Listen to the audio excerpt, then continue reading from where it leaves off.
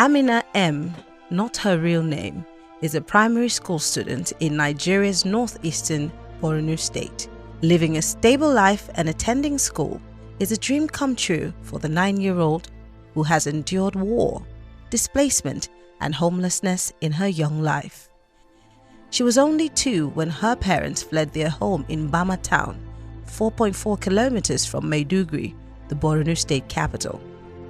The once wealthy family was forced to live in extreme poverty in a village far from home. Even farming a huge amount of farm, he sells, and also we have enough to eat. We have shelters, we have everything, we are enjoying ourselves. Even some of the communities are calling my father, he is the bulama of our community because he is very rich.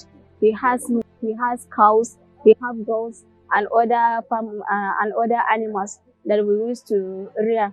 But when we come to this place, to have something to cook in our house is a big problem for us. We don't have anything.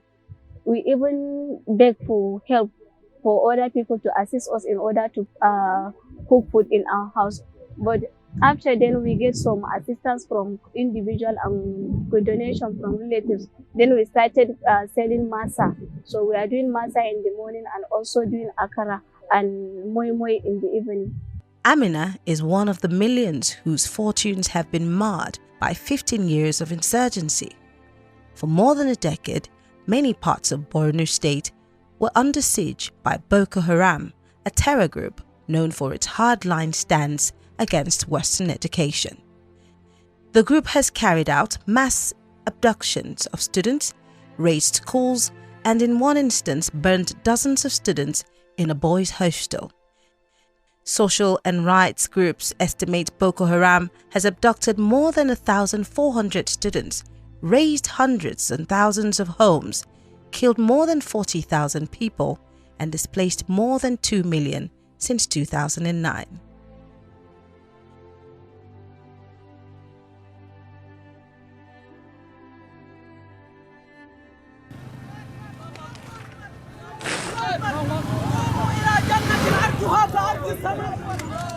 All this left Borno state in ruins and pushed students away from schools.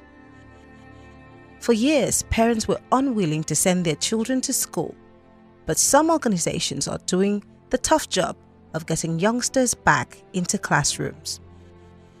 Education Above All is one of them. It kicked off its Education for Every Child Today project in Maiduguri in 2022.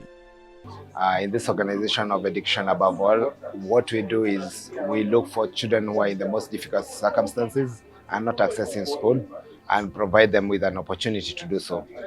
So since 2012, we've been working with different partners to bring back children who are out of school to school.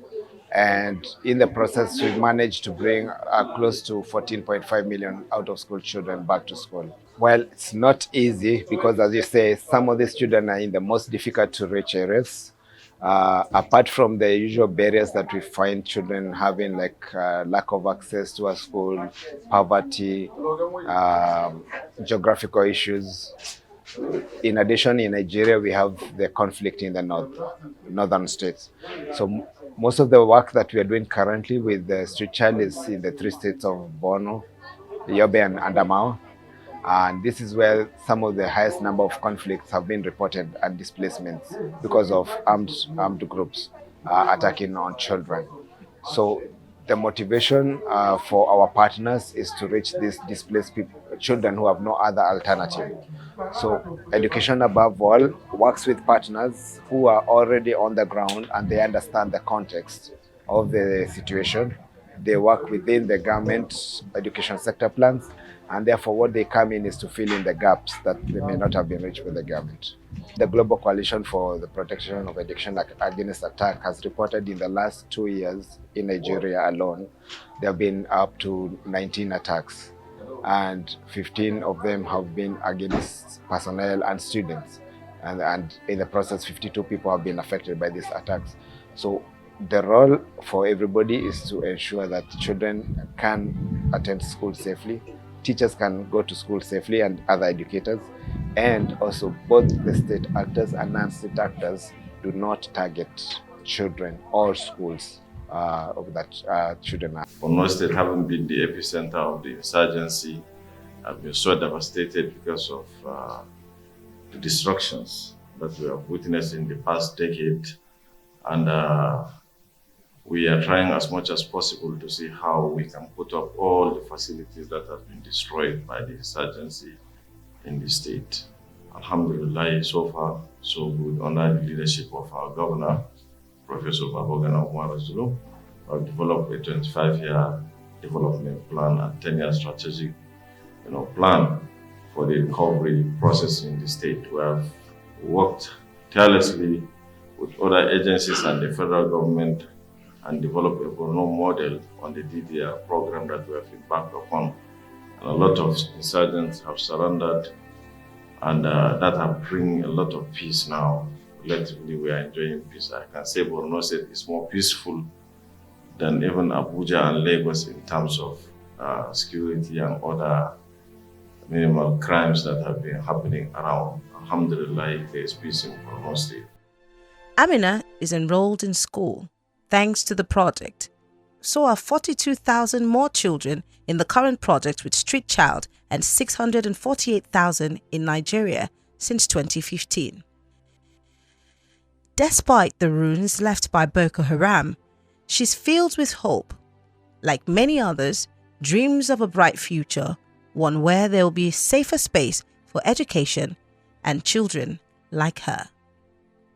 I don't think that I will go back to school again. But with this help, I'm very much happy. I'm very excited. Now my age mate and I myself were attending school.